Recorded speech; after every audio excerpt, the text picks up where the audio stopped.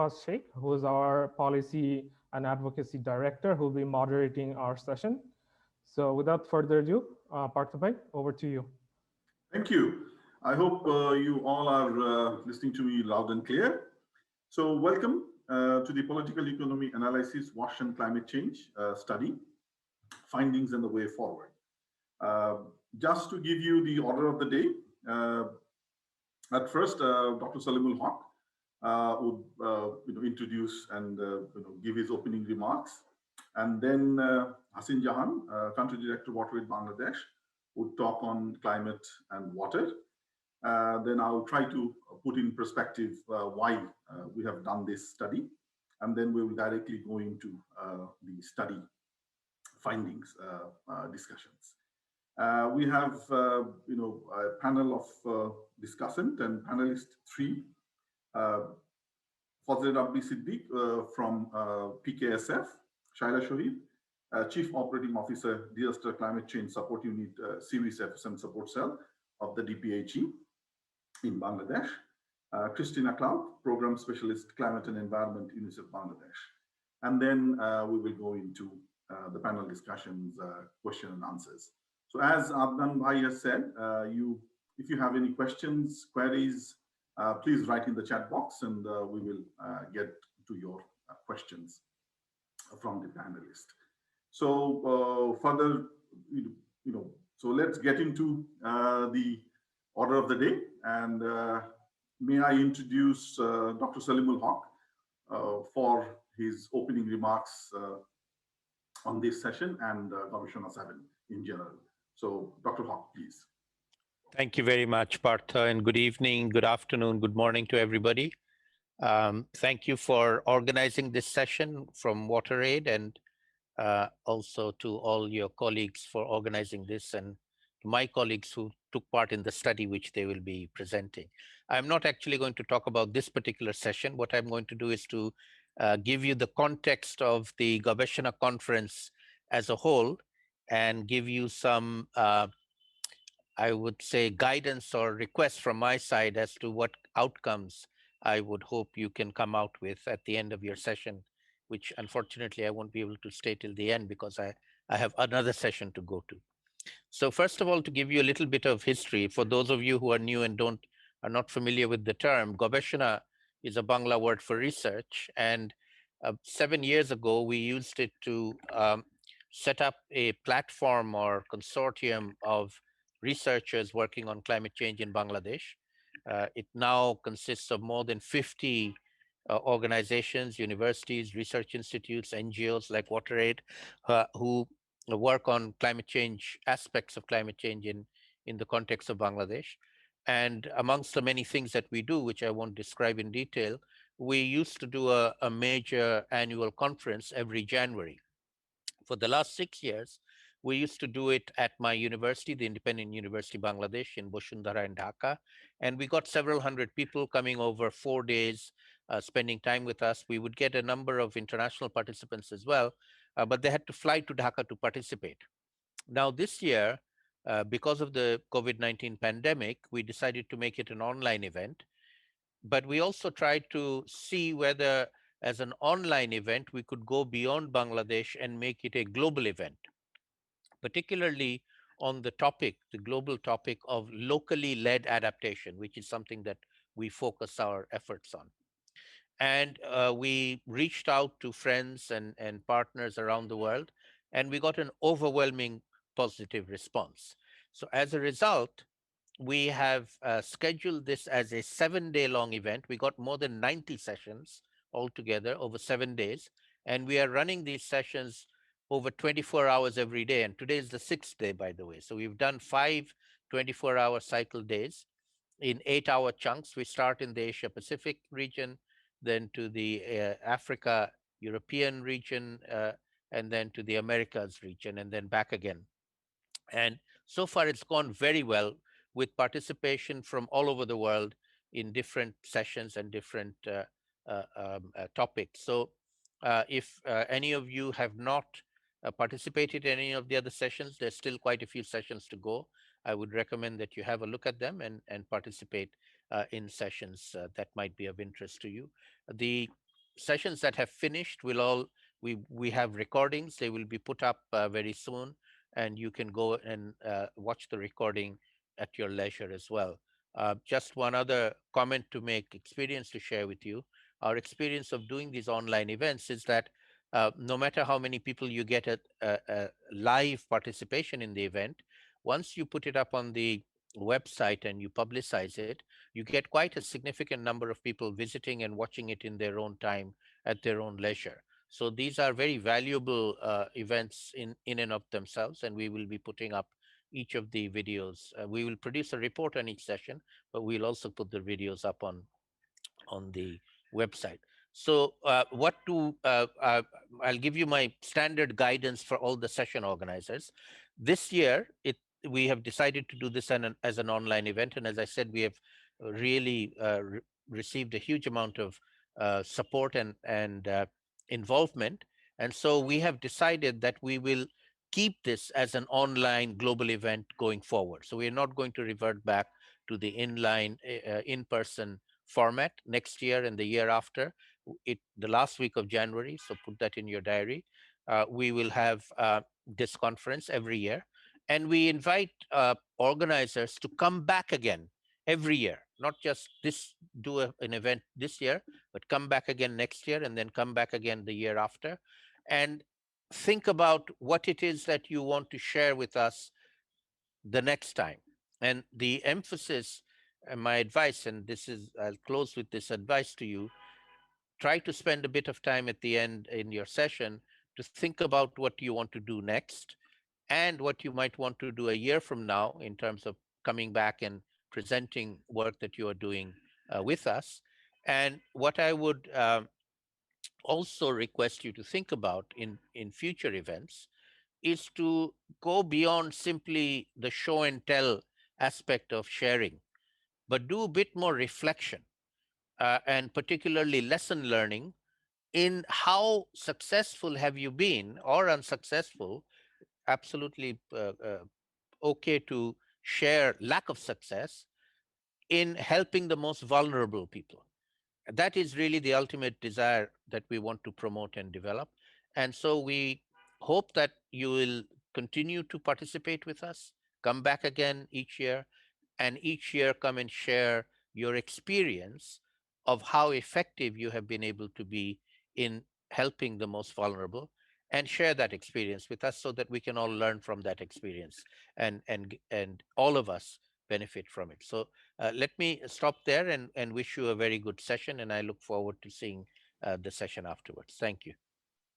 Thank you, Dr. Hawk, for that introductory remark, and reminding us that this is being recorded. So, and we'll have it on the website after the conference.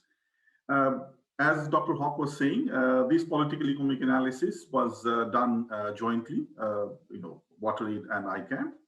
So, to give a perspective of where the water and climate intertwines, and where are the relationships, and how WaterAID Bangladesh sees it, may I introduce Hasin Jahan, Country Director, WaterAID Bangladesh, for our presentation. Mrs. Hasin Jahan, please.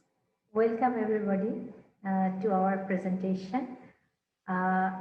You know that Bangladesh is one of the climate vulnerable country, and according to the Climate Change Index, it stands 9th in the rank as the most vulnerable country in the globe. And in Bangladesh, we can see visible impacts in several parts of it, and in particular, over 35 million people across the coastal belt in Bangladesh are facing the impacts of climate change.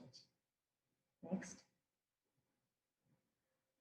If we look at the current trends of climate in Bangladesh, we can see that there is significant increase in the frequency of extreme events, be that floods, be that cyclones or drought. And you can see that there is a squeeze of winter period or seasons, and we can note higher temperatures and erratic rainfall leading towards disruption of ecosystems. Next. And we can see a significant rise in sea level, and it is almost 4 to 6 millimeter per year, and which is really, really significant. And one of the reasons for increasing soil salinity in Bangladesh. Next. The availability, as you go along, you can see the impacts of climate change, and one of the major impact you can see in drinking water. There is a scarcity of drinking water, especially in coastal belt. Women have to travel a long way and takes few hours to collect safe water for their family every day. As a result, girls' dropout at schools is very high because they have to help their mothers in fetching water. Use of saline water for bathing and drinking purpose actually causes skin disease and other diseases like eclampsia, hypertension, and other diseases. Next. Together with WASH actors, WaterAID is tracking the government financing in WASH since 2011, and we are advocating through national media to increase allocation in all the climate vulnerable areas in Bangladesh. And we are focusing our local level advocacy initiatives together with the Union Parishad and other actors so that the government subsidy is diverted towards the right people, leaving no one behind.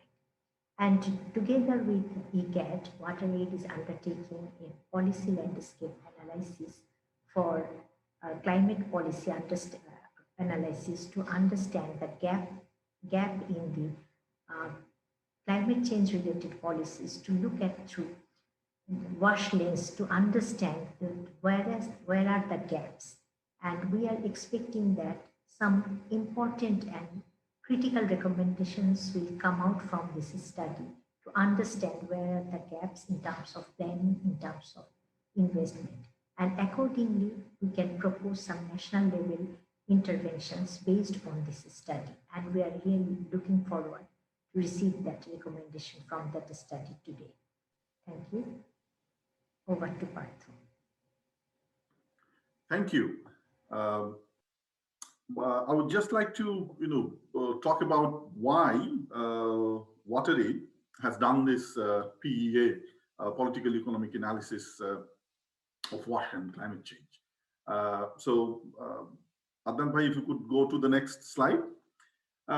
Just to, I know, most of the panelists here and definitely the participants here know, what I'm going to talk about, but just to put in perspective, that in 2009, the UNFCCC, talked about $100 billion, dollars, fund, but understandable that less than 1% of the global climate fund goes to WASH. And the exact figure, if I say about, from 2018, it was around 724 million globally. So basically, you can understand, the kind of funding that there is for WASH in terms of climate, change and adaptation. So we really felt the need that we need to really understand the climate change document policies through the WASH lens, because if we are not pretty sure, what's there in terms of WASH, so the issues of priority comes into the play. We need to understand where the climate change and WASH interacts, and the climate change documents incorporates WASH or not. So, and we also think that, we really need to be politically and strategically very ambitious when we are talking about the climate adaptation agenda, vis-a-vis WASH. We also need to understand, what are the institutional gaps in terms of policy, and try to link those between the water and climate interface. And definitely, when we talk about WASH, we talk about the local level resiliency of WASH services. Next, please. So why did we do this? I just talked about it. So what was the objective of this study that we did with ICANN? Basically to analyze, as by the time you've also understood that we wanted to analyze climate change and water landscape in Bangladesh with specific focus on WASH interventions. And at the end, recommend prospective scopes for integrating and prioritizing water and wash-related intervention in terms of climate change policy discourse in Bangladesh. Adan by next. Right. When we talk about WASH and climate change, there are definitely some drivers. So in terms of when we talk about WaterAID's work, we definitely want to reduce inequalities, but climate change at the global and the national level is having an impact on increasing the inequalities, because the kind of climate-induced events that are happening, and the kind of it's happening, and we really need to understand where we are at this kind of stage.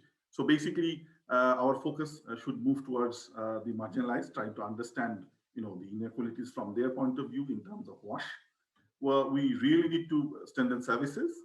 Investment in strong water sector is equally important to address climate change and ensure sustainable water services in terms of climate resilient technologies. And we also want to understand the health and hygiene issue. There is an increase in public health risk from climate change. Next, please. So why focus on climate finance and sustainable and proper wash and sanitation? Climate finance for adaptation is not being allocated to where it is most needed. As I said, only 1% of the global climate fund is going to WASH. So if we really want to achieve the SDGs by 2030s, and especially SDG 6 in terms of water services, we seriously need to look into how we can improve the performance, fund mobilization, and fund utilization, because we know business as usual will not make us able to reach the sustainable development goals. Next. So how can government play a part in all this? So we definitely welcome Bangladesh, the government. They are also trying to strengthen the systems. So we also want to see what interventions can government play in terms of WASH to really reach the SDGs and take it one notch further so that we can reach the SDGs. Also the various institutional roles, because what we will see in the findings that we have tried to analyze the policies of the various institutions of the Bangladesh government. Next, please. Right. So, is it only the government? But there are other institutions which definitely can play a part, and we see private sector can also lead in reaching the adaptation targets. Our experience with HSBC, we have utilized climate interventions in the coastal belt with HSBC funds, and we are also trying to learn from beneficiaries, how they adapt to the various social interventions. So basically, taking this all into perspective, we partnered with ICCCAD to do this political economic analysis of WASH and climate change. So now, may I give the floor to the ICCCAD team so that we can really try to understand what the findings were. So basically, over to ICCCAD team.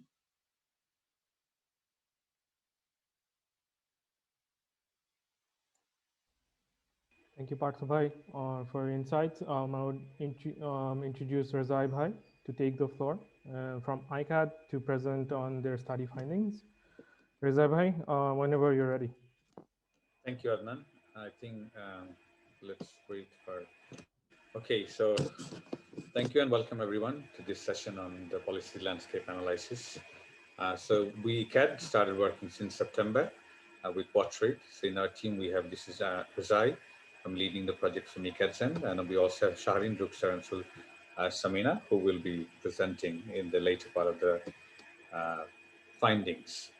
So Sharon, could you please go to the next slide? So a lot of these background information are already covered. So I'll just briefly show a little bit of details. So the climatic shocks are stresses. So in terms of climate change impacts, they're mostly in the rainfall precipitations. We have temperature rise, that is global warming, that's local impact as well. And we also have local rise in sea level that increases salinity, have increased area of saline water intrusion, and a longer period of salinization as well.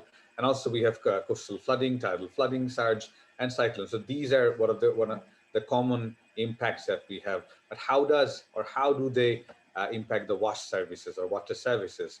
So one is in the water availability, so that they do change things on, especially on seasonality, and that impacts the water security.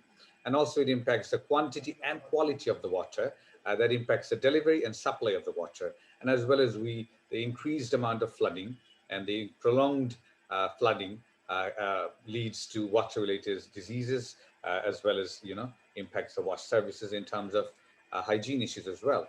So these led us to sort of find out that improved wash services are part of climate change adaptation that can enhance the adaptation approaches. So Sharon, can you please go to the next slide? Thank you. So Partha Bhai had already mentioned the objectives. So we try to analyze and see the climate change as well as water policy landscape, because we are in sort of in the nexus of water, wash, and climate change, and also come up with some recommendation that my colleague Sharon will be presenting in the end. So what we did, so I'm going to answer the how. So what we try to do, or how did we try to address these objectives? So first, we try to find out the short and long-term impacts of climate change on the local wash issues, because the interventions and problems varies from local scale. And then we try to find out the overall policy gaps, opportunities, and strategies that addresses WAS in a changing climate. We also looked at relevant climate change policies, financing, and adaptation priorities in our countries, different national plans, development plans, and climate change plans, to see where does WAS stand. And then we try to come up with what could be the potential policy instrumentation or practical strategies that can serve the enhanced need for WASH relevant adaptation in our country. Sharon, can you go to the next slide? Thank you. So we try to come up with this conceptual framework because we are in the nexus of sort of science and policy and economics. So we try to first immediately understand the impacts of climate change and how it can affect or change or alter different scenarios related to wash and water. So as you can see that on top of the framework, we have climate change that divides into the slow onset stresses or sudden shocks that are discussed already. And then we looked at the institutional or the governance issue, where the availability, access, and affordability of wash or sanitation or water security has been highlighted, where we looked at institutions, where we looked at finances, and as well as social and local factors. And in order to enable a political environment that supports WASH in climate change adaptation intervention, we also looked at different policies and how inclusive management in water resources management as well as infrastructure can enable these environments, as well as looking at different allocations for funding that can facilitate or foster these interventions. So if you can go to the next slide, Shari. So these are the additional hows of how we have done the study. So initially we looked at how the impacts are, how the climate change are impacting in cases of Bangladesh. We reviewed multiple provisions and delivery of wash services in Bangladesh, looked at different secondary data, existing literatures from different institutions and other scholarly articles. Then we reviewed a good number of national and sectoral policies related to climate change, related to conservation, water, and as well as wash and hygiene. And then we also looked at different development agencies and their reports and their interventions. These are very important because, they play a critical role in wash services in Bangladesh. And then, in order for us to get more of an expert and extensive view of how things are changing and how things should be changed to allocate this changing climate, we interviewed 10 key informant interviews, and we are also planning to hold a consultation workshop with all of them in the very near future. So thank you for the next slide. So I'll just, this is my sort of the final slide, and then I'll leave it up to Ruksar. So what we did as an initial phase, we tried to sort of put a narrower lens in Bangladesh and looked at the water qualities, water quantity, access, as I said, also wash infrastructures, health and well-being. And some of the details we have found out that especially during the extreme events such as the cyclones, such as the flooding, during the coastal and tidal flooding, the wash issues, especially the hygiene, and as well as the disease issues and safe availability of safe drinking water, has been affected. And as well as one thing that I think Hasinapa had also mentioned is the well-being, and especially in the case of women, and the well-being and mental issues that are also being affected for the climate change issues. So I would pass my slides on to Ruksar. So Ruksar, can you take it from here? Yes, thank you. Thank you, Razai Bhai. So hello, everyone. So as Dr. Razai already mentioned, that we looked into what are the impacts of climate change on wash services. So we also simultaneously looked into the current wash accessibility scenario of the country. So I'll just briefly go through some of the data that we found from secondary literature that's already on the screen. But so we identified from the latest MICS database that 47.9% of the population in the country do not only have access to safely managed drinking water services. The rest do not. Also, it was recorded back in 2016 that only 74% of the schools in the country have access to basic water services. Furthermore, it was interesting to find that 15% of the households in our country spend up to 30 minutes or more to access freshwater drinking services. Moreover, nationally, 80% of the households place women with the responsibility of fetching water. Furthermore, it was also interesting to find that 84.6% of the household have access to improved sanitation facilities, as well as have water seals in their latrines, of which it was also illuminating to identify that only 20.2% of the households have or share facilities that with other households. So it's either two or more households are sharing a latrine for usage. Also in Dhaka slums, 20.62 of the percent of the households have access to sanitary latrine. Interestingly, the rest resort to unsafe unsanitary disposal of their excretory products. Next slide, please. So the slides that the data that I presented in the other slide do tell us that ensuring nationwide access to safe, sustainable, and affordable water, sanitation, and hygiene services still remain a significant challenge in our country. Furthermore, rising costs have largely attributed to poor families not being able to afford water services, especially just after Cyclone Isla. In 2009, Concern Worldwide reported that the basic cost for per family to afford to buy water was 4 to 5 BDT, but then it rose to 15 to 20 Bangladeshi taka after the Cyclone Isla hit. So while accessibility and affordability is in questions, still communities and individuals are making are adopting some coping mechanisms. So, what were the coping mechanisms that we looked into when we looked into secondary literature? So, we found that at individual and community level, conservation of ponds have been something that is practiced. Also, at community level, rainwater harvesting has been popular as a coping mechanism. Uh, and then at institutional level, ponds and filters, deep tubal have been um, a coping strategy as well.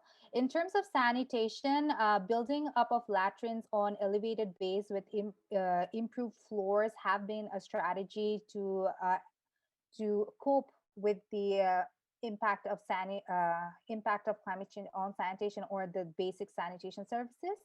Also, selling of fresh water has become a very popular coping strategy in the southwestern coastal areas, especially after Cyclone Isla. Thank you. I'll leave the rest to Samina and then Shari. Thank you. Thank you, Ruksapu. So in this section, we reviewed some key national policies of Bangladesh that are relevant to climate change and WASH. On the left side, as you can see, we looked into the national development plans and climate change policies to realize how the WASH component has been incorporated. And also, alternatively, on the right side, we reviewed the WASH-related national strategies and laws to identify how the climate change component has been included in this. Since we have a time limit, I will not go through all the policies, only some of them to give an overview. Now, if you go to the next slide, please.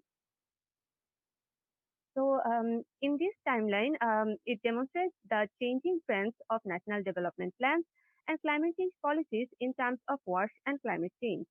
For instance, the National Water Management Plan of 2004 emphasized on affordable and financially sustainable water supply and sanitation services for all levels of society, with particular focus on the poor and disadvantaged. However, environmental sustainability of water services was not the focus at that time. Evidently, with the updated National Adaptation Program of Action (NAPA), the issue of water security and recognition of climate change impacts of water services and infrastructure came in the scenario. Also, Bangladesh Climate Change Strategy and Action Plan has specific programs for water and sanitation for climate vulnerable areas. The Delta Plan 2100 includes a separate section to consider the gender aspects of water and sanitation sector. It identifies the risks and challenges for women and children to access water and sanitation after a disaster hits and calls for easy access and improved user-friendly water facilities. The most recent document, Vision 2041, indicates that government is now focusing on better management of climate change risk by taking long-term investment in water management. It also mentions under public financing policies that prospects of cost recovery from supply of water, sanitation, and solid waste management are large, and that the pricing policy, which is based on partial recovery from operation cost only, will be changed to mobilize funds for new investment and ensuring efficient use of water. Next slide, please. So the timeline for WASH-related national strategies and laws shows that the changing trend of incorporating climate change and WASH components. As shown in the figure, though the climate change component was missing in the initial stages, it was properly addressed in the revised version as well as in the later documents. Inclusive strategies were also developed that accordingly incorporated detailed implementation plans as well as hard-to-reach areas and hygiene sector. For example, the proposed strategy for water and sanitation, which was first developed in 2005, did not have any consideration of water climate change issues. However, in the revised strategy, the criteria for hardcore poor households further include families living in hilly, coastal saline-prone islands, however, buried and broad arsenic-contaminated areas, and households migrated due to river erosion. Now, the Sector Development Plan is one of the key documents for water supply and sanitation. It was formulated in 2005 and further revised in 2011 to provide more focus in the hygiene sector and the regions that are lagging behind. The document suggested to establish a new unit for climate change, environment, and disaster management. This has been successfully established and can be considered as one of the key milestones. There are also national strategy for water supply and sanitation in the hard-to-reach areas, as well as national hygiene promotion strategy, both highly important documents in recognizing the needs of geographically disadvantaged population and the necessity of proper hygiene management. Another key document related to wash interventions is the National Strategy for Water Supply and Sanitation, initially developed in 2014, which includes 9 strategies specifically for wash, a detailed timeframe specifying relevant actors for strategy implementation, and importantly has also addressed the climate change issues. In terms of the national laws, one noteworthy initiative is in the Water Act 2013 is that it set a priority order on water use in water-stressed areas where drinking and domestic water use are given higher priority and considered as basic human rights, where use of water for salinity control or power generation is given lower priority. Now, after reviewing all these policies, we observed some existing challenges and gaps, and these will be further discussed by my colleague Shahin Mannan. Over to you, Apu. Thank you so much, colleagues. So my name is Sharin Mannan. I work as a senior research officer at ICCCAD, and I've been coordinating this study with my team. So as this is still a working study, and we will present today the challenges that we have encountered or found out through the different literatures and key informant interviews so far, as well as some working definitions. So one note for all of you would be that if you find any thing that should be incorporated in our study or any further notes, please feel free to share. We would be happy to incorporate that. So in terms of the policies and national strategies and laws that Samina has just described, I would just mention a few major challenges that we have identified so far. So Bangladesh Climate Change Strategy and Action Plan, which is considered as the main policy document in terms of climate change has been set forth in 2009, and it was consistent with MDG targets. We know that this is being reviewed currently, but one of the challenges in terms of WASH inclusion has been that it hasn't been in line with SDGs, and particularly the targets of SDG 6 and SDG 13 were not also aligned and incorporated in this section. It has 6 thematic areas, and the first thematic area, the food security, social protection and health, has a targeted program on water and sanitation, program number 7, which talks about the saline prone and drought prone areas as climate vulnerable areas, but it doesn't give much attention to other hard to reach areas such as hilly chor areas and urban slums. So these needs to be prioritized in the revised document. We all know that Bangladesh Climate Change Trust Fund was established to fund projects within the club BCC SAP, but despite having a designated program number 7 on water and sanitation, through key informant interview, we have found out that the trust fund haven't received any explicit project on WASH, but it might have some projects that indirectly addresses WASH related issues, but it hasn't received any explicit project on WASH. So given one explicit program on water and sanitation, one of the gaps was not having any explicit project on WASH. In terms of the vulnerable groups, so throughout the document, it sort of identifies the vulnerable group as a homogeneous group rather than using the intersectionality lens or the life cycle approach. Now, the National Conservation Strategy on Water Resources, it also identifies different challenges that the country has been facing in terms of ensuring water security due to climate change. But one of the fundamental gaps that have been identified is the lack in differentiating between climate change induced disasters and other disasters. So if that is not being addressed from the very beginning, it might create problems and challenges in differentiating between climate change impacts and other disasters. In terms of the climate change gender action plan, we all know that it comprehensively addresses the challenges that women face due to climate change, and it also recognizes the challenges that women face in water collection. However, the sanitation facilities and menstrual hygiene issues need to be addressed properly as well. In terms of the water and wash related policies, so if we consider the water sector at first, it took 14 years to convert the national water policy from 1999 to Water Act in 2013, and then another 4 years to come up with the water rules in 2018.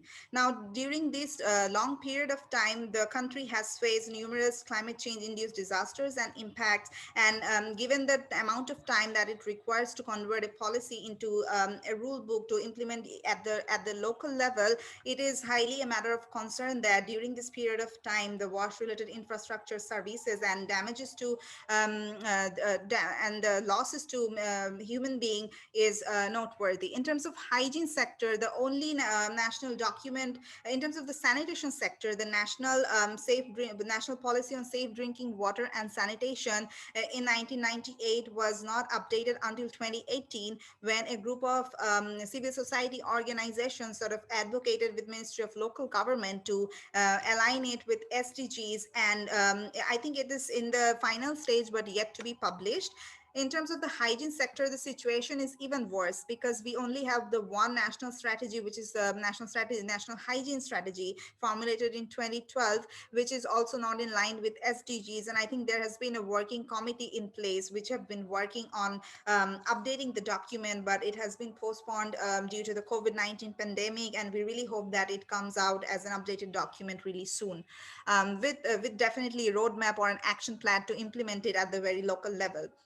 In terms of the National Water Management Plan, it talks about different affordable and financially viable water management or sustainable water services, but it does not necessarily mention about environmentally sustainable or climate resilient services. The Water Rules 2018 also does not effectively address climate change adaptation for water resources management.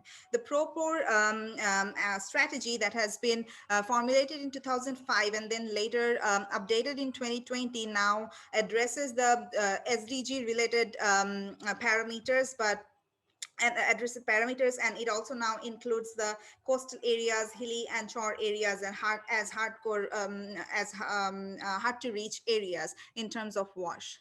So to conduct the political economy analysis, it is also important to identify who are the key actors in play in these two sectors, what are their incentives and interests. For this presentation today, we have not brought in detail, and this is still a working study, so we didn't want to present the half-finished study, but you can see at a glance a table of with the number of key actors representing from at the central government, the ministries, departments, at the subnational and the union level. We can see that in terms of climate change, Ministry of Environment and Forest is the focal ministry. In terms of WASH, we also have Ministry of Local Government, Ministry of Water Resource, Ministry of Disaster Management. These are the key focal ministries, obviously with Ministry of Planning and Ministry of Finance. At the department level, DPHE, the Department of Environment, BWDB, LGD, these are the nodal agencies that are at play in terms of governing and administrating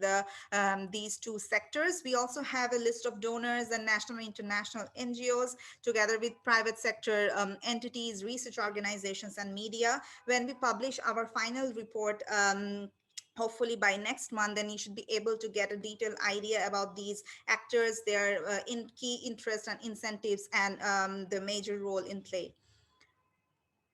So in terms of the challenges that we have identified so far in governing and administrating the sector, one of the key issues that have been repeatedly cited in different journal articles and during our key informant interviews is the interministerial coordination gap.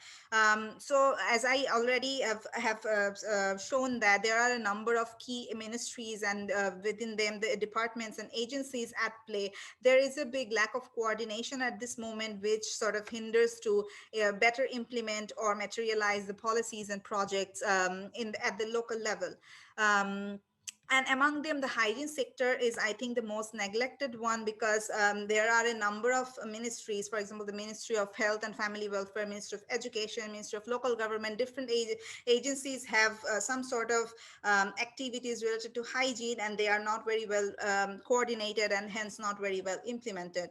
At the very local level, union level, there are Watson committees, but they are unfortunately not very active. They have been very active during the MDG period, but during now this SDG period, they have not been really active. There have been some projects, or at different levels, NGOs have been trying to revitalize them, but they are still not in a very active situation.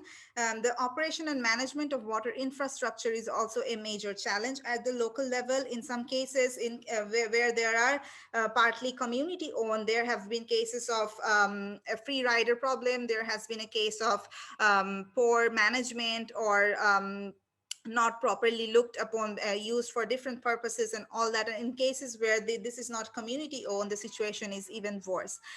In terms of governing the whole sector in a better way, one of the challenges was the lack of knowledge and capacity in terms of climate change at the sectoral level and among the government officials. And that is why they are struggling to incorporate the climate change issues and impacts within their work arena.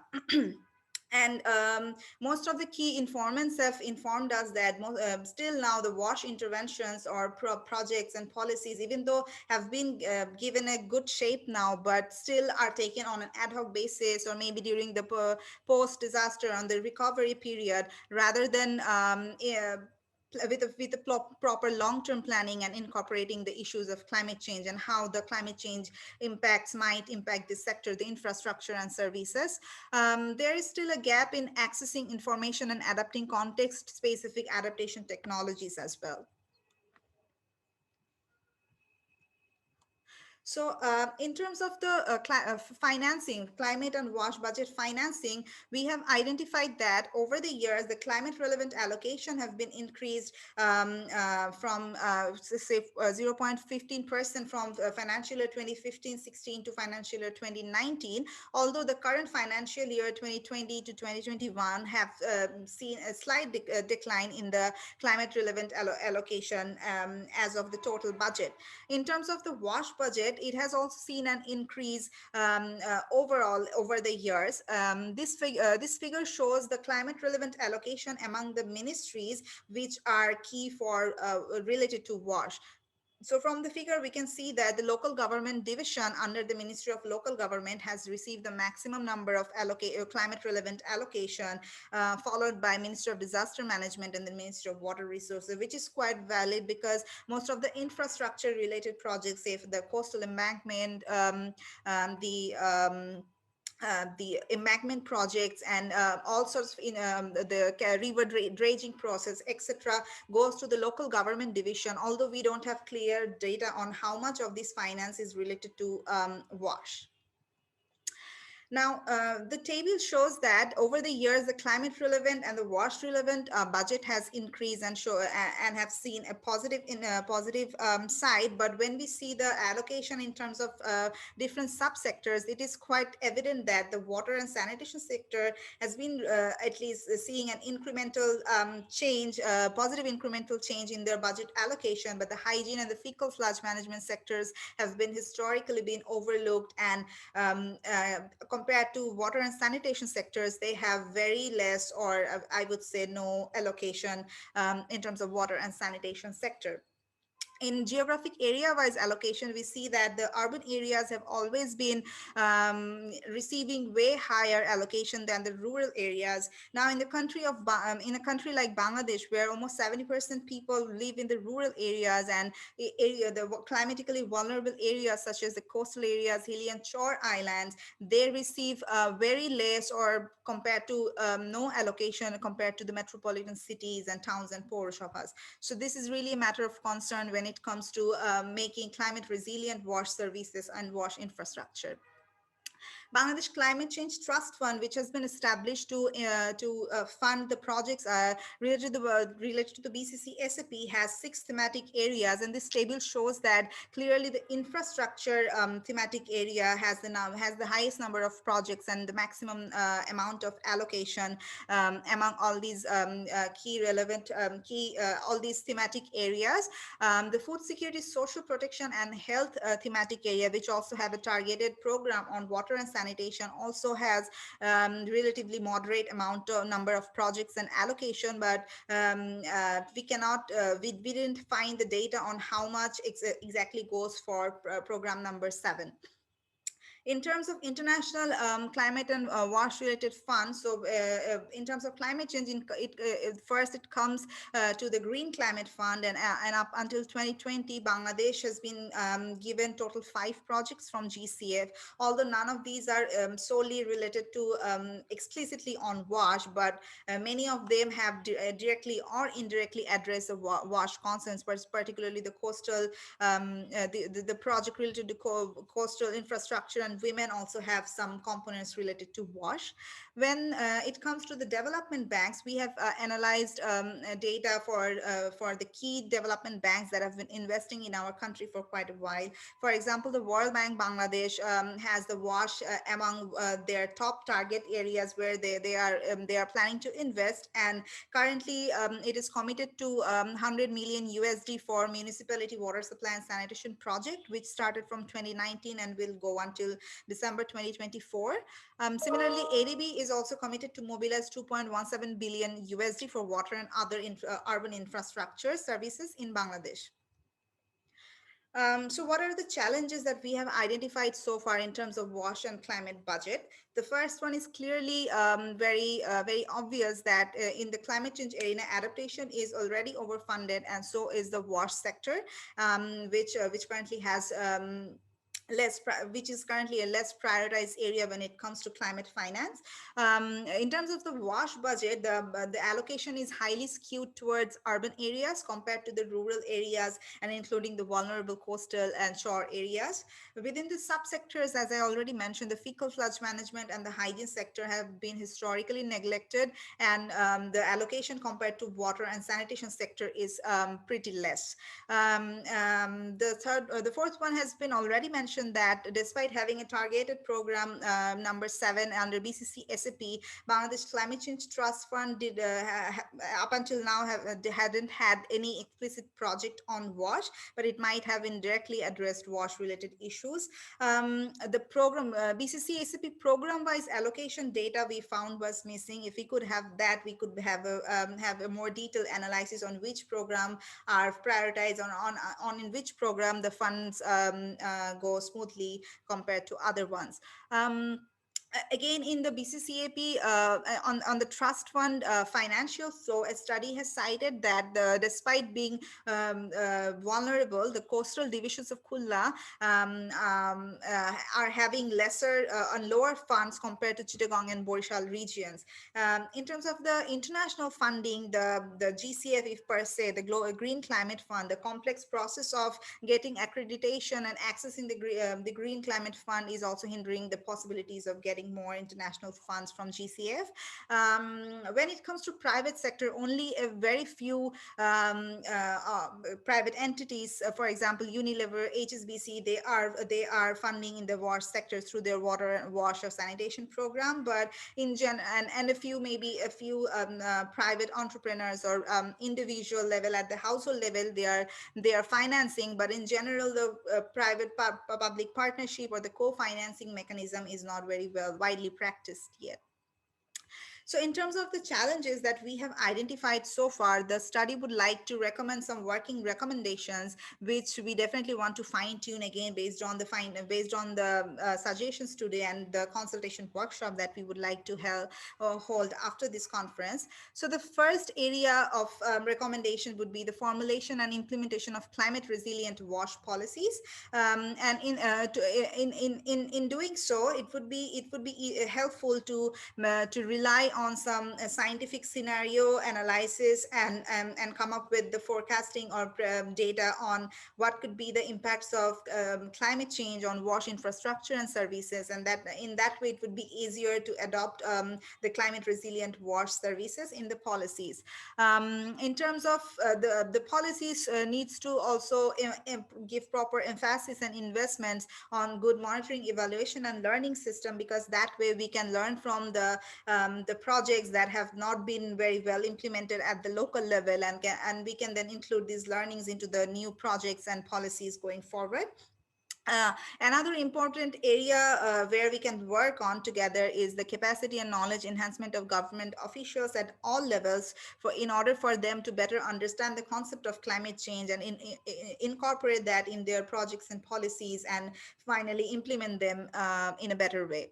As I already mentioned, the updated and the revised version of the National Policy for Safe Drinking Water and Sanitation, as well as the National Hygiene Strategy, are yet to become. So one of the key recommendations from this study would be to publish these two revised documents as soon as possible. Another area of recommendation would be the inclusive management of water resources and infrastructures. It also would recommend to have for a better governed and administrated sectors. So improving and strengthening the interministerial coordination and communication would be one of the key recommendations from the study. In terms of coordinating the hygiene sector, the nodal ministries such as the Ministry of Health and Family Welfare, Ministry of Education, and local government should work in coordination. And particularly Ministry of Education has a major role to play by incorporating these hygiene protocols and practices at the curriculum level from the very beginning.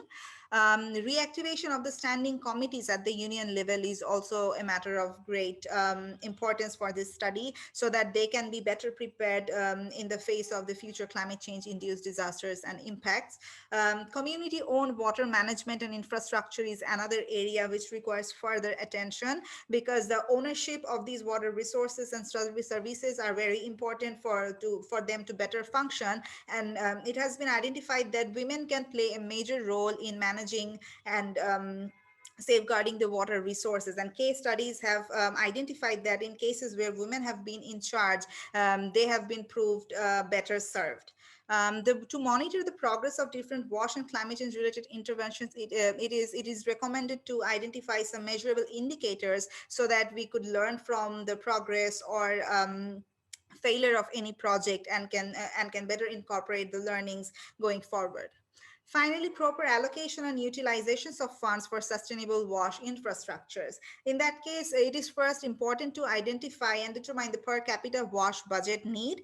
I think GED has done a work on that in the previous years, but given the precedence of the COVID-19 pandemic, together with compounding shocks such as the flooding and the cyclone Amphan, there is still scope for them to revisit the benchmark values and check whether these are still feasible or not. Definitely more budget should also be allocated into historically neglected subsectors such as hygiene and fecal sludge management, and to ensure the transparency and accountability, the provision of open budget and public hearing should also be widely introduced. It has already been said in the Upajala Act, but there is still a need to regulate it properly. In terms of accessing the international finance, such as the GCF funding, it has been recommended during the key informant interviews that DPHE, which is the nodal department to conduct the wash-related interventions, can partner with PKSF and apply for GCF funds. And finally, to encourage the public-private partnership and the private sector, the private entities to come and invest into this sector, special incentives from the government should also be encouraged and introduced to encourage the private sector financing and entrepreneurship. This is pretty much from our end. Thank you so much for your patience hearing. And I would like to reiterate that this is a working study, and we would definitely welcome your feedback and comments. Thank you so much. Thank you to the ICCCAD team. You have done a comprehensive study, and as you said, this is a work in progress. Just to remind all our esteemed participants, please write your questions in the chat box or Q&A so that, after the panel discussions, we can go into answering your questions. So I would really request all of the participants to write their questions there. This is the time where we go into the discussions with the panelists. Our first panelist is Dr. Rabbi, Fazle Rabbi. He's the director from PKSF. I would just like to request Dr. Rabbi to kind of concentrate on how, because PKSF works with the local NGOs and just try to understand how the NGOs can contribute to the bridging gaps that exist in the local level. I'm sure Dr. Rabbi has has vast experience with the climate change issues in Bangladesh and leading that sector in PKSF. So over to Dr. Rabbi.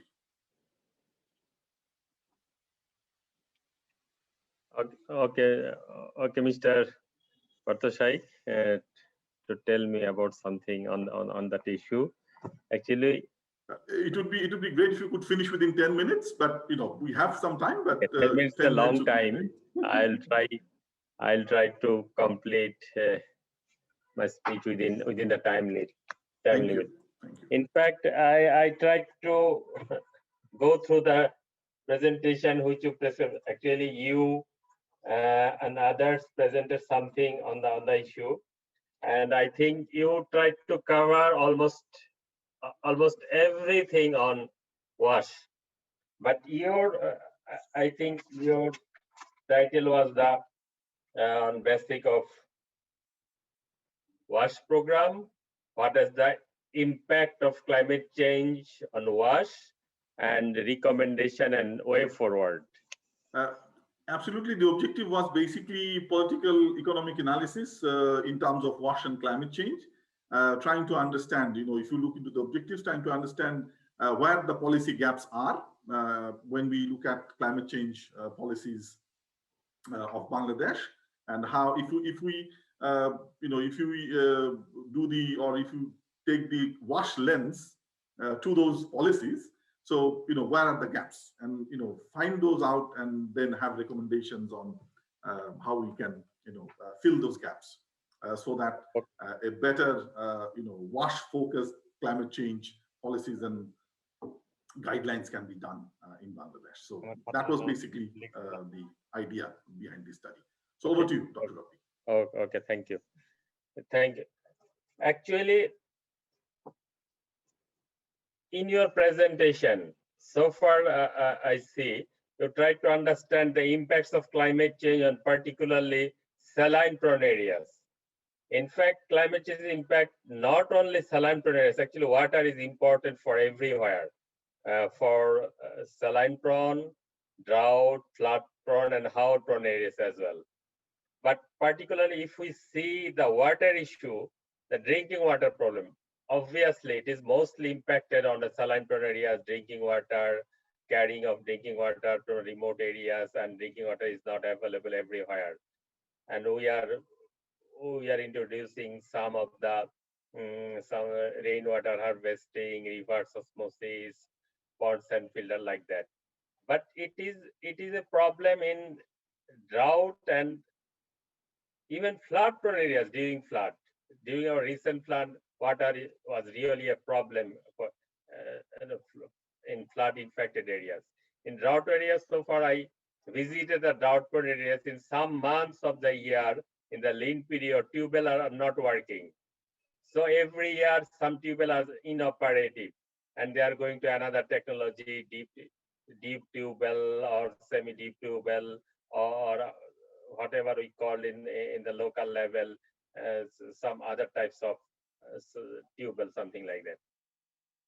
This is particularly drinking water problem.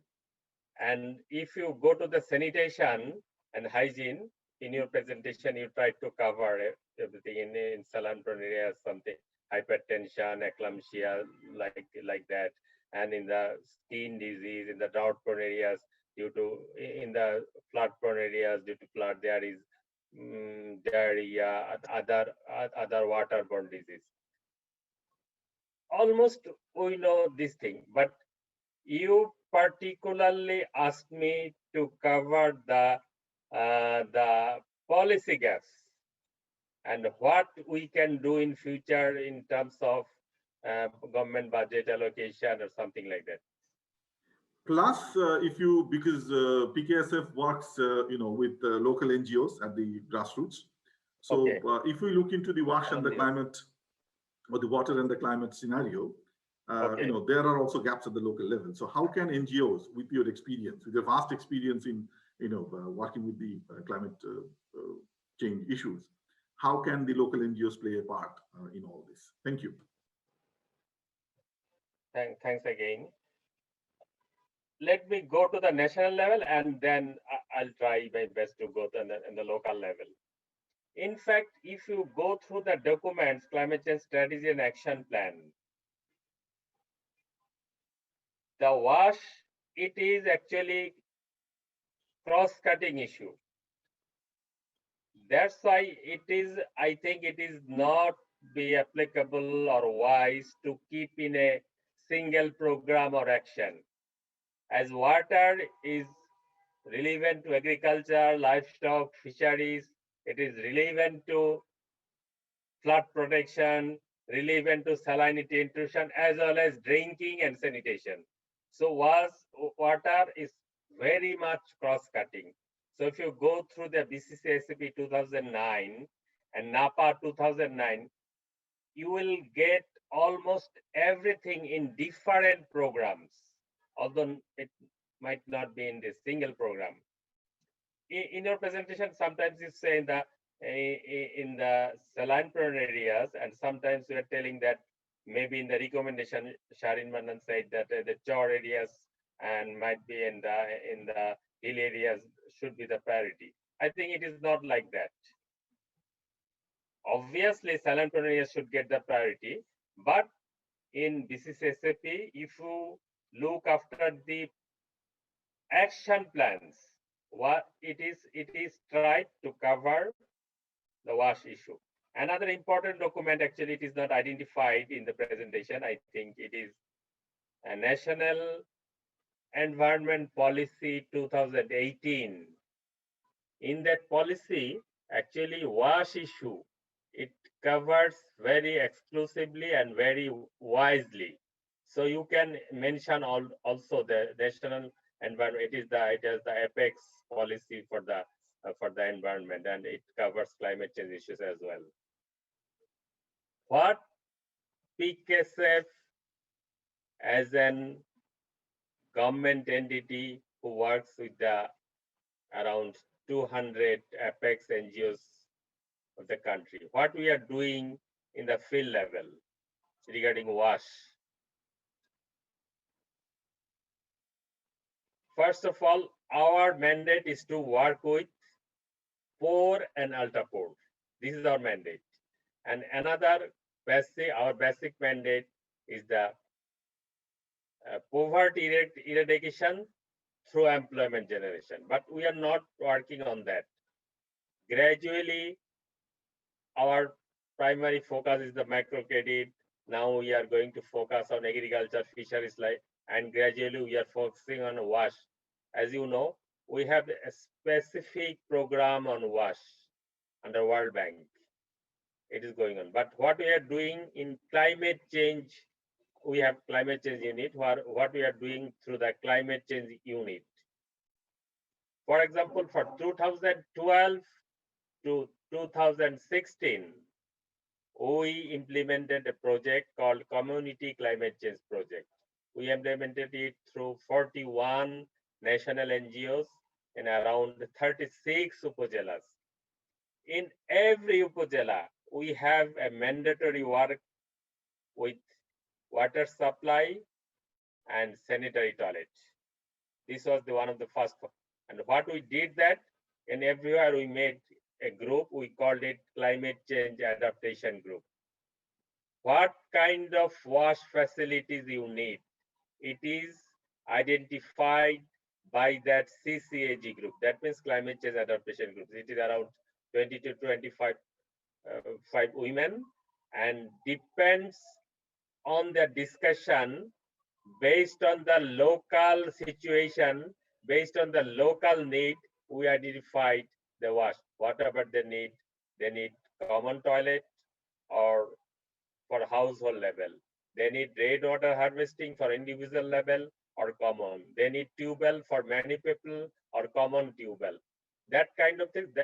That means our activity in flood prone area, saline prone area, and drought prone area, and 3 climate vulnerable areas. but we identified the activities based on the discussion of the climate change adaptation group. Our experience and our evaluation finds that that kind of mechanism were very effective. Although our project was not so big, it was $13 million project. And again, we started last year means in this COVID situation in the month of July, one project under Green Climate Fund. It is only for flood prone areas. And that flood prone areas, two activities were the most prominent. It is flood tolerant water supply process, and another is sanitary toilet. That's another linked with the WASH program. And again, based on our experience, we are going to follow the same mechanism. We in our project document, we said we have to make climate change adaptation group. It will be around 25 women. And based on the discussion, we will identify the tubewell, what kind of tubewell they need, how many people will start by one single tubewell, by toilet. It is a common toilet, or it is for elderly people, children. That means we are going to. It is not a one size fit for all. It will be based on the discussion in the field level. And lastly, I would like to tell one thing. Climate change is mostly cross-cutting issue. It's lot of issues linked with the climate change. It impacts us and different dimension. First, it directly linked with the food security, directly linked with agriculture, fisheries, livestock. Is linked with the cropping pattern.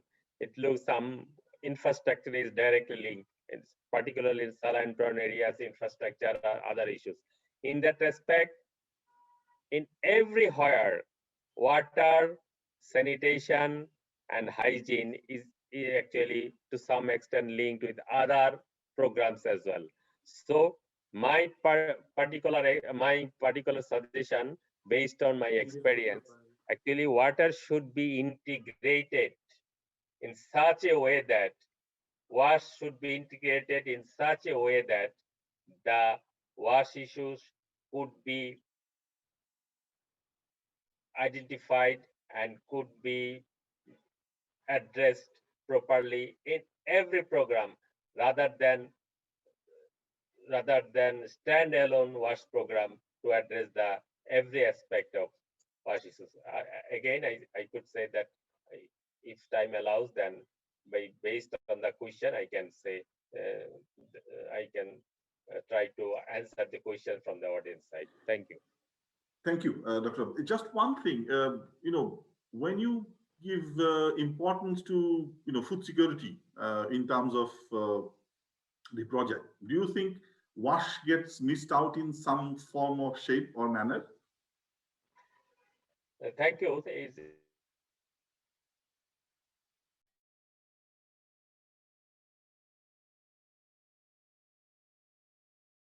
Hello, Dr. Rabbi, I think we are missing you.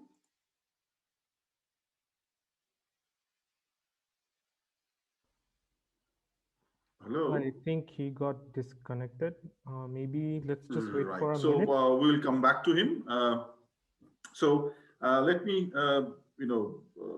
go to the next panelist, Mrs. Shaila Shahid, Chief Operating Officer, Disaster Climate Change Support Unit, CWAS FSM Support Cell from DPHE.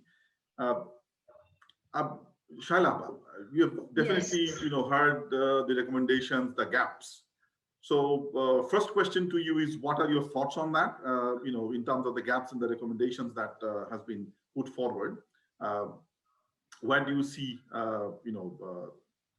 other things needs to be done? So that's one thing. And definitely overall presentation, you'll give your, analysis of the overall presentations, that is fine.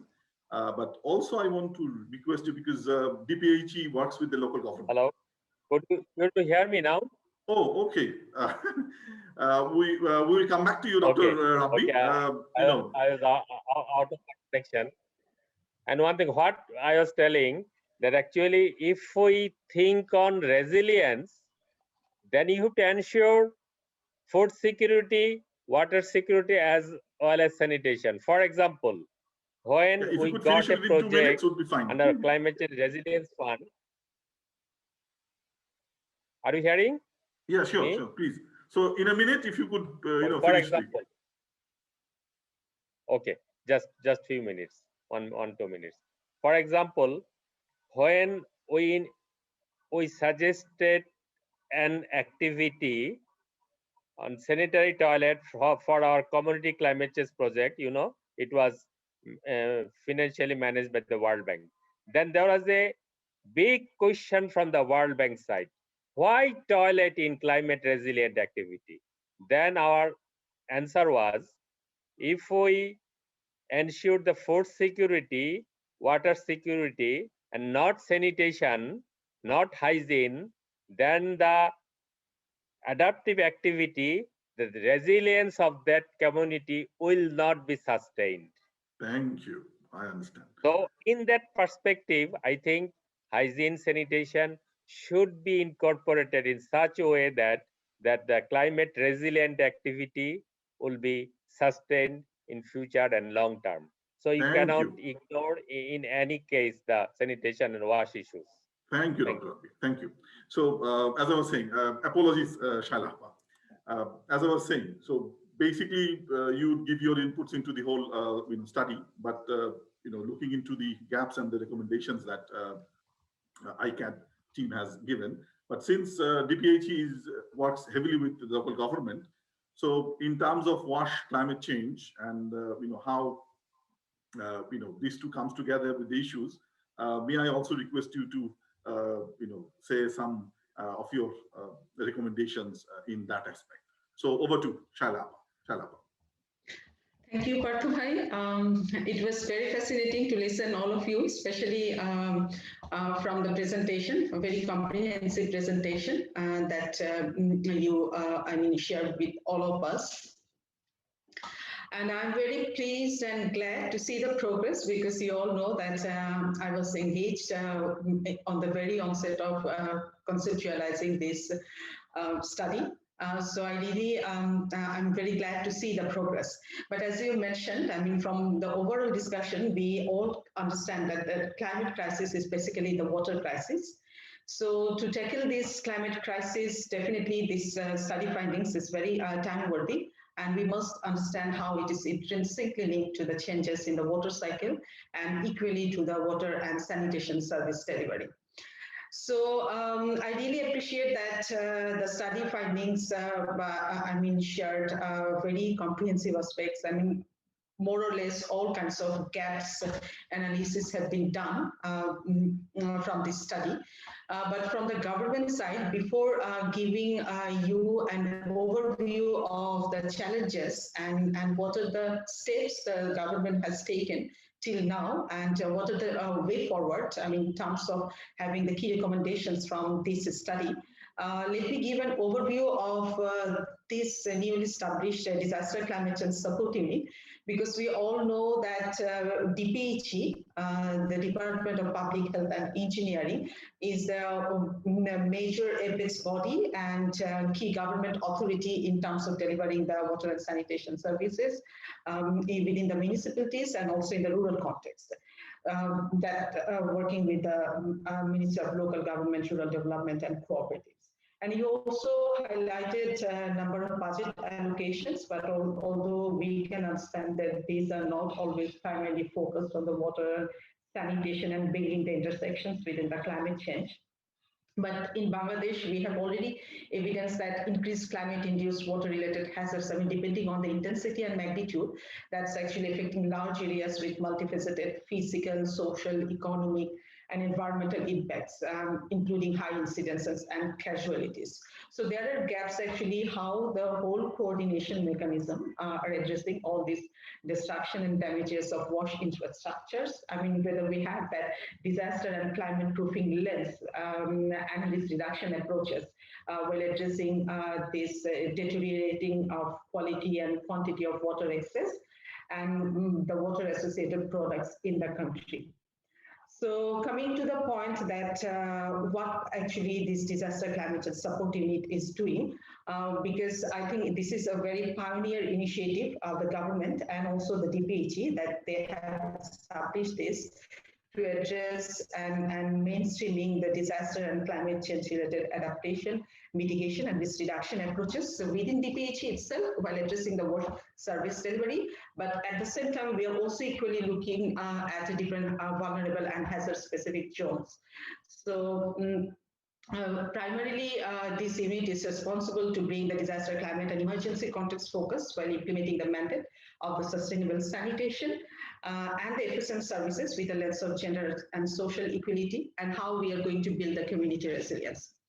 And we are equally responsible because the unit's scope is rather broadened in terms of that we are mandated to apply the citywide inclusive sanitation approaches in every aspects of service delivery and how we are going to work in the emergency and humanitarian response in relation to the wash service delivery, because it's very important that we focus on the planetary emergency and consider this as a climate emergency in the whole oversight of the national context, how we are addressing this. And we also encompass that I know, I mean, how we are interlinking the gaps and challenges, but I'm sharing this as a way forward that the government has already started working on this, and we also encompass to address a set of innovative and strategic interventions targeting actions at different scales with an overall goal of achieving the sustainable, inclusive climate and disaster resilient sanitation and water services, given the urban and rural context. And some of the gaps actually I found from the study findings that it has provided a different level of budget analysis, but maybe a clear segregation and demarcation of budget in different locations. I mean, I know the limitation of the study, but budget allocation for the women and poor and vulnerable. So if we can come up with that sort of recommendations, while finalizing that study, that's very important. Another issue, maybe we also equally focus on the innovative infrastructure and how we are going to build a resilient infrastructure and provide innovative technologies, how we can also link this water and sanitation carbon footprint and all this. I know these are very overarching, but maybe as a follow-up actions of these study findings, we can also come up with the recommendations on these areas. But there are issues of the capacity development and how this can be linked with the climate and disaster risk financing mechanism, because in our country, PKSF is here. We have, different level of risk financing and insurance mechanism available. And we can also focus, because, in terms of the social safety net networks, there are a number of social safety net supports available in different parts of the country. And recently I have also worked with the Planning Commission to develop the adaptive social protection strategies and guidelines. So I think we can also highlight some of the specific solutions, how actually the water and sanitation related support can be interlinked with the social safety net networks, to address the poor and vulnerable communities, and how the fund and different projects can be developed. And other than this, because you have also particularly highlighted that DPHE can develop projects creating linkages between health and hygiene and climate change, and make proposal to the GCF. And from my long engagement also reviewing different GCF projects, we found that most of the interventions are having a kind of direct connections with the water and sanitation services, as this is the very basic survival for the poorer community and vulnerable community. But most of the time, actually, the labeling and naming this and branding this as a water and sanitation and climate change intersection areas. So that part's most of the time actually missing. So while developing any GCF project proposal, even because you have already started working, and I know ICCCAD very actively involved with the GCF process, so you can think about something that we can specifically design some of the GCF projects on water and climate change intersections. Another issue, because a number of times I have repeated about the risk reduction approaches, because I completely understand this is a climate focused study, but we cannot actually separate the risk reduction approaches and disaster and risk informed development areas from the climate change, because most of the issues that we are talking about, the hazards and vulnerability mapping, is directly related with taking disaster-related preparedness and mitigation approaches. So this is very important, that how we are going to highlight, and few critical recommendations might come to bring the convergence with the climate change adaptation mitigation measures and risk reduction approaches. Otherwise, while providing any solutions, this part going to be missing, because the preparation phase is very important, and the response mechanism. And some of the particular policy guidelines that at this moment I like to highlight and mention, because there is a scope that we involved the civil society, we involved organizations like WaterAID and ICCCAD in that process. So recently from the DPHE, we have developed in the process of finalization of strategies and technical guidelines for climate resilient water supply and sanitation services for the municipalities, and we still have time to provide comprehensive feedback in that process. So that is, I think, going to be a very extremely critical guideline, how actually practical level we are going to deliver the water supply and sanitation services. And there is also another guideline available, maybe you can review that, that is about the climate emergency and WASH guideline for emergency situations. So that is extremely important. I believe that especially in the response mechanism and how we build up in the next phases of building the community resilience. And some of the, I should not say it as a gap, because we all know that we are now in the process of developing the National Adaptation Plan. So there is also scope that the critical recommendations from this study should fit into that processes. And I really welcome the study team at WaterAID and ICCCAD and other groups, that you also built that connections with the key ministries, and from our unit we are also equally willing to take it forward. And then in part of the capacity building, you have mentioned about this, that the sustained capacity building effort needs to be taken, but I really recommend to create climate and WASH champions, because at the national level, we found that this has been overlooked and not that level of hype we have seen, because we really need to create the government and other climate champions and negotiators who can actually raise voice nationally, but equally it's important that we take it forward to the global level, because even in the global level, we always found this that the interconnections and raising the flag in favor of the WASH and climate change issues. So that's very low. And another issue also I like to share that you can highlight a little bit about in your recommendations how the risk communications, community engagement strategies and action plan can be developed for the WASH and broader health outcomes given the COVID situations at this moment. The gender dimensions you have already highlighted. The challenges particularly you referred about the climate change gender action plan. I have been engaged with that very actively, and now we all know that we are also in the process of having another revised climate change gender action plan at this moment. So for this, I would also like to request that you particularly stress and concentrate on building the relationship of women's leadership to the climate change and WASH intersections, because it's very important that we have the example even during the extreme weather situation that sometimes it render it's impossible to arrive at the water sources and to have the sanitation facility with proper dignity and privacy.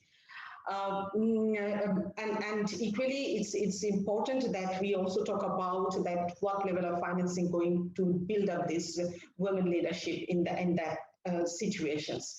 And another issue that we are talking about interministerial coordination from our cell, so FSM cell, and from the unit. We are also looking forward to create a national coordination committee.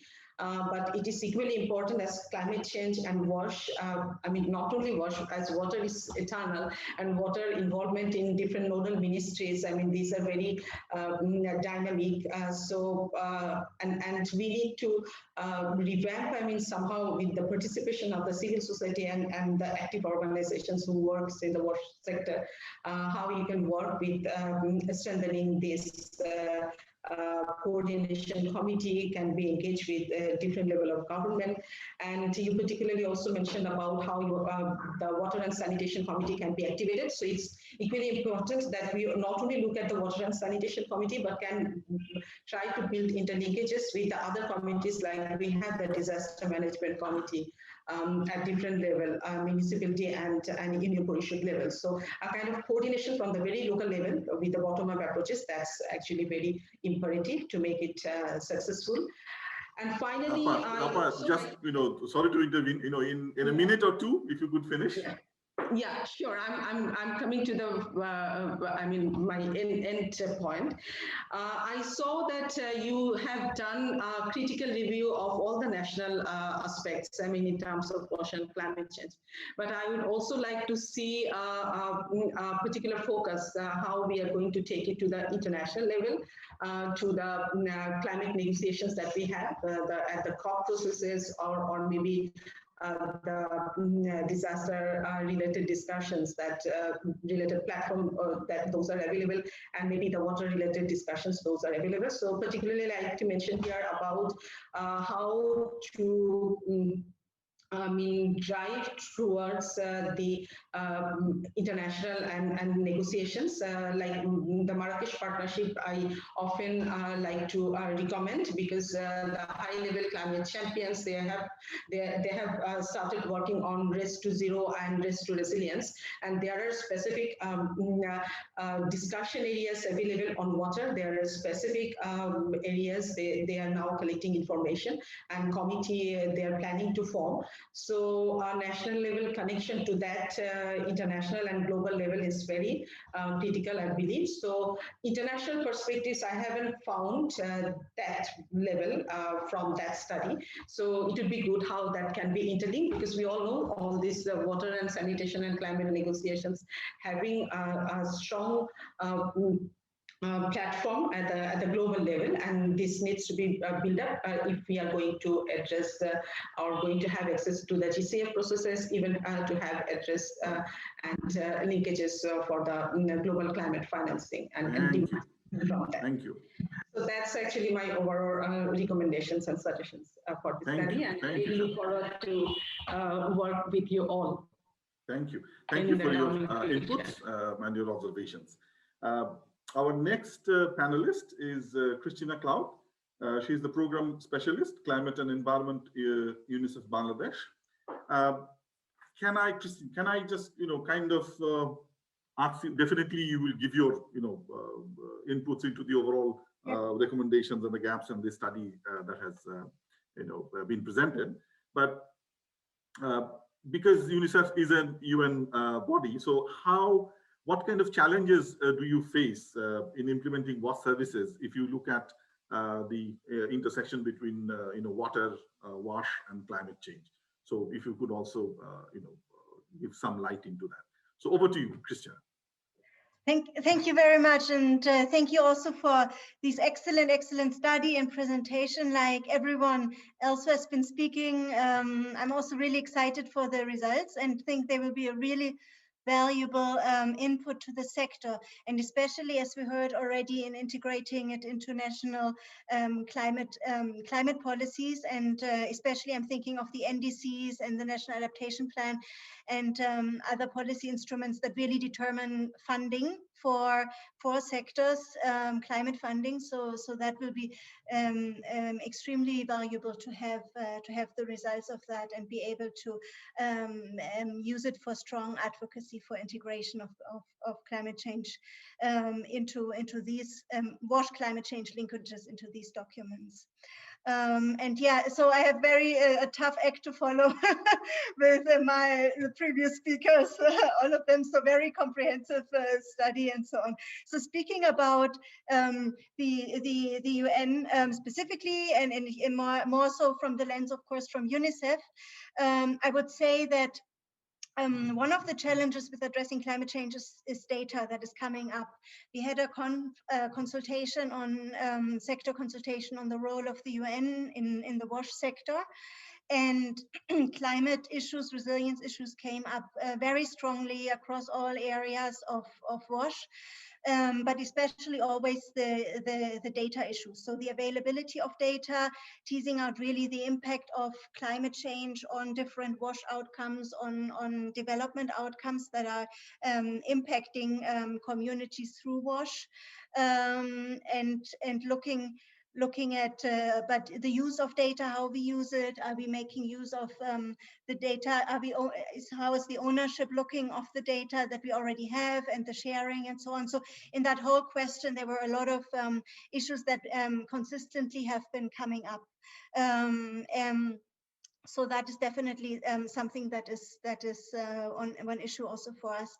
Another issue that we found is that the technologies often are not the problem to provide access to them, to have innovation and innovative solutions for various climate change impacts. But then the big question is about how to, if it's infrastructure, how to maintain those. So because there's a cost associated, and in many communities we don't see, of course, the willingness to pay for water. So that is then also then an issue to ensure. We heard actually in the presentation also about the selling of water. So how do we, if that happens now, if there's a periodical water scarcity and private small-scale entrepreneurs sell water, which is good, but how do we ensure that it's safe water actually? So this willingness to pay is something that that we have been struggling with a little bit. So ironically, what we see also from evidence from other countries is that the willingness to pay is higher in areas that are water scarce. So it's easier to support water safety there than in areas that have an abundance of water. I was also very happy to hear about the close linkages in the study that were looked at, and also in the discussion on health outcomes for children, for women and communities. So that is something actually. So we heard that the evidence on adverse birth outcomes, like miscarriages or preterm birth, are increasing with increasing levels of saltwater intrusion linked to higher ingestion of salt.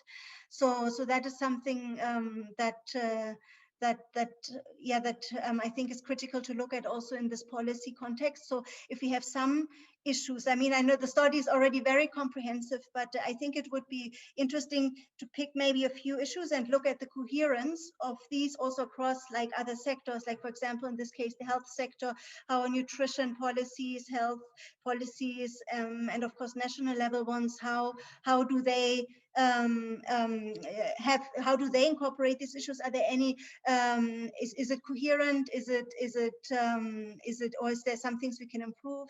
That is also looking at the implementation of these would of course also be very, very interesting. Or maybe if in case they are also having an eye for trade-offs between the different interventions there. The other thing that came up, what I was also very happy to hear, was this discussion on food security and nutrition. So I just wanted to also reiterate that it gets its place in the study, because if you think about climate change, destroy saltwater intrusion, for example. Salinity also affects the soil, of course, then, which affects the diversity, the biodiversity, and also the access to the food diversity. Then, so this can we know all, like floods, cyclones, storms, destroy crops, destroy, increase poverty. So then we have also increased poverty and less access to food. We have maybe less diverse food. And then also we see an increase in diarrheal diseases due to due to a lack of wash in these situations. So all of these together affect food, nutrition access, availability, and also the utilization of the nutrients that children get access to. So I think the link there is really crucial, and we don't see that very strongly yet in the climate in the climate policies, and also across climate projects, for example, in the GCF and so on. So that is definitely something the WASH sector is struggling, but other social sectors like nutrition, health also. So these linkages will definitely should be addressed and looked really strongly on in terms of the co-benefits for communities.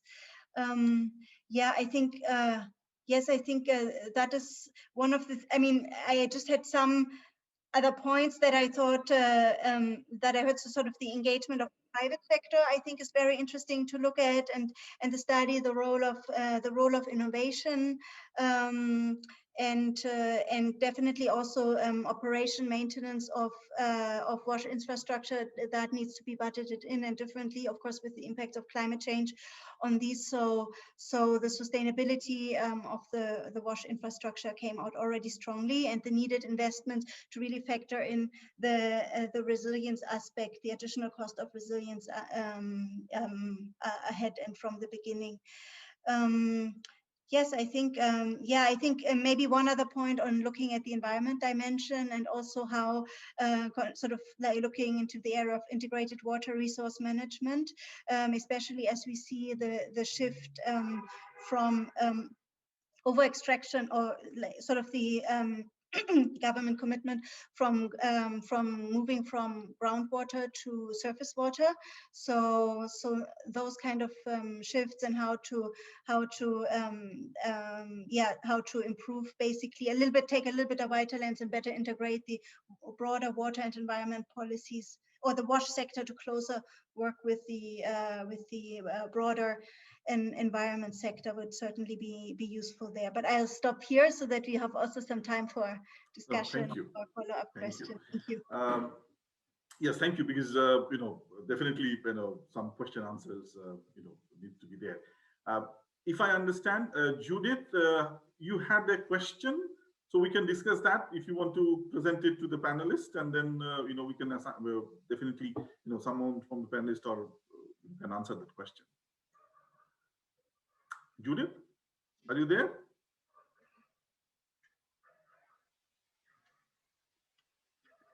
Hello?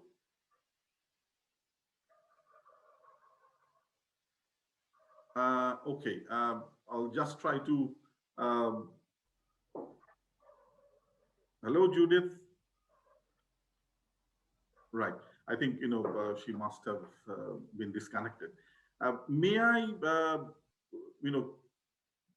guide this or direct this question to Hasin Jahan, Country Director of WaterAID. Hasin Appa, there was a question from Judith that is there any work underway to look at demands of the RMG industry for water in the manufacturing of cotton clothes or in the leather sector? We know this will continue to contribute to the potential for water conflict, and as the availability of sweet water potentially reduces as the impact of climate change increases. Early intervention to influence the demand as well as supply would presumably deliver returns. So may I direct that question to you? There is no such direct, to my knowledge, actually, I don't think that there is any direct research on that, but there are some similar kind of, I mean, not exactly, but similar type of researches on that. Even we are, I mean, WaterAID is also doing a research on return on investment of WASH in RMG sector. So that is underway. So we can give the result, publish the result after few months. So that is one of the issue. But her next point is very important, whether early engagement with RMG sector could be useful in this climate arena, which is really important, because you know that in government sector we are using huge amount of water and we are polluting water as well. So how we can minimize use of water is important. At the same time, how we can reduce the water pollution is equally important. So what we are trying to introduce rainwater for using by industries which are reducing groundwater extraction in a way. So that is sometimes helping to reduce the climate change impact. So if we can engage with RMG sector and influence them to reduce groundwater extraction and rather encourage them to use rainwater, that can be one way to shift the traditional way of using groundwater and stress the groundwater. So that can be one way and we can explore further. So let me stop here and we can further engage with government sector, and that is an avenue for climate change related climate adaptive work. Thank you. Thank you. Dr. Rabbi, there was a question from Hasibur Rahman. Well, not a question, but a comment. So, do you want to respond to that in any form? Dr. Rabbi. The question was, yes, sir, Dr. Rabbi, health issues must be highlighted because we all know health is wealth and not food is well. If we only emphasize on food security at the same time ignoring sanitation and hygienically, how would we become resilient? So your thoughts on that, in short, please. No, in fact, health, shelter, education, food, everything is important. But when we say if you have the scarcity of resources, financial resources, then first we think actually food. That's why I'm saying food security in everywhere it comes first. Because you cannot ignore food for a single day. That's why. But to sustain our development, to sustain our people, to sustain our growth, to sustain the resilience, obviously, WASH is very important, no doubt on that. Right. That's why I'm saying that food security, even you see in our policy documents, always food security comes first. That is the reason. It does not mean that WASH is ignored. It is not like that. Thank you. So I do not see any other questions or remarks at the chat box or the Q&A box. So I'll just try to, provide the overview of what has been discussed. Thank you, all the panelists and the ICCCAD team for a very good presentation and a very engrossing and engaging discussions from the panelists and from the participants. Things that has been highlighted, if I could really kind of put it in a nutshell, is participation at the grassroots people needs to be there if we really want to implement WASH climate change kind of programs at the grassroots. The panelist has discussed about resilient infrastructure in terms of capacity development, in terms of risk financing, and there was also discussion how we can incorporate climate change and WASH issues into the social safety net programs of the government of Bangladesh. GCF fund project funded on WASH, DRR, this needs to be incorporated, ingrained into the projects. The panelists have discussed around that. There was one thing that one of the panelists has said, that the climate and WASH champions to raise voice at the national and also at the global level. This is something which probably in terms of how the policies of the government of Bangladesh support that process, those are the things the ICCCAD team and the study team may look into.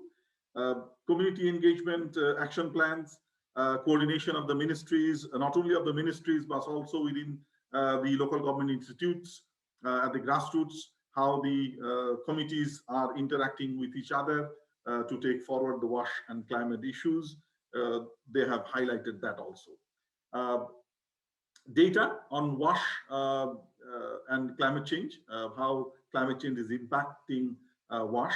There is a gap there. So, the ICCCAD team could also look into that issue around how do we see data gaps and how policies can support to look into acquiring more data which is relevant for WASH and climate change. Technology, innovative solutions, and there was also discussion about technology and innovations and infrastructure can be built, but how to maintain that, and how does all the policy support of Bangladesh, provide that impetus into that.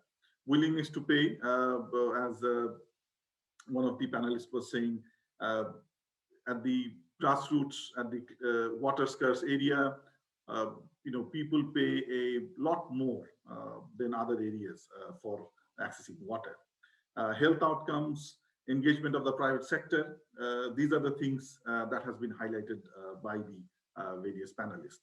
I would just like to give 2 minutes to 3 minutes of time to the ICCCAD team, any one of them, to respond to the questions or the queries or the comments of the panelists, and then we can go into conclusion of this session. So over to ICCCAD team. Thank you so much, Parthbhai. I think Rezai Bhai had to leave for another session, so on behalf of the team, I can respond on it. Please do. Please. So, first of all, thank you so much, everyone, for sharing your thoughts and insights. We would definitely try to incorporate everything as much as possible. And in fact, I also wanted to thank all of you who have been part of the study with us through the key informant interviews and by providing us data. So thank you so much for that. As we already mentioned, that this is still a working study and we still have scope to fine tune and incorporate and sort of give it a better shape. So we would definitely do that, and we'll get back to you with a more concise consultation workshop whether we can work on a one-on-one basis, or maybe through group discussions we could also come up with the best solutions that we can put forth to the policymakers to incorporate in the policy planning and implementation. Thank you so much. Thank you from the ICCCAD team, Shahrin Appa.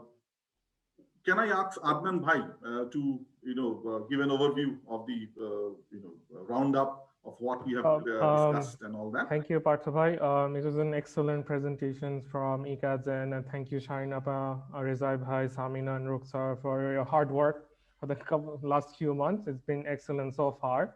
So there are many queries from the panelists, also from the attendees. Just as a reminder, I want to remind everyone it's a work in progress. The study is still not completed yet, so it's a good avenue for us to incorporate some of your findings, and Shahrin mentioned. So we'll definitely do that. And the second thing I want to mention is that there will be a consultation workshop from both of our end. So we'll invite sector actors, policy analysts, experts from different fields, so that we can do a more in-depth, comprehensive overview of what should be done as a next step, and what is missing and what can be given more importance to. Again, it's a first of its kind in Bangladesh, figuring out the gaps in the WASH and climate sector. It's important to note that WASH is a cross-cutting issue, but again, as WASH development sector workers or people who are contributing to this arena, it's really important how to give that a pedestal we can all contribute to. So within keeping that in mind, I would like to thank you everyone for joining in, and thank you for joining and listening to our presentation on the PE study. Thank you so much. If you have any questions, please do reach out to us. Partha. Okay, sure, thank you. So I think that brings us to the end of the session, if I'm not wrong. Yes. So can I just request sure. everyone to turn on their cameras? Arusa, if you could take a screenshot. If you are willing, you can turn on the cameras. We'll just take a quick picture. Then you're welcome to exit. So while we are, turning on our cameras all, so thank you to the panelists, great discussions, and all the participants for your inputs into the process. As Adnan Bhai was saying, and as also ICCCAD was saying, this is a work in progress. So definitely, your inputs will go into the final report. And then, as Adnan Bhai was saying, we are going to have a larger consultation with policy people and other stakeholders. So after the report is finalized, we definitely would share that with all of you. So with that said and done, thank you all, and good evening or good morning to wherever you are in the world. So thank you all. See you. Bye-bye. Bye. Thank you. Bye. Bye.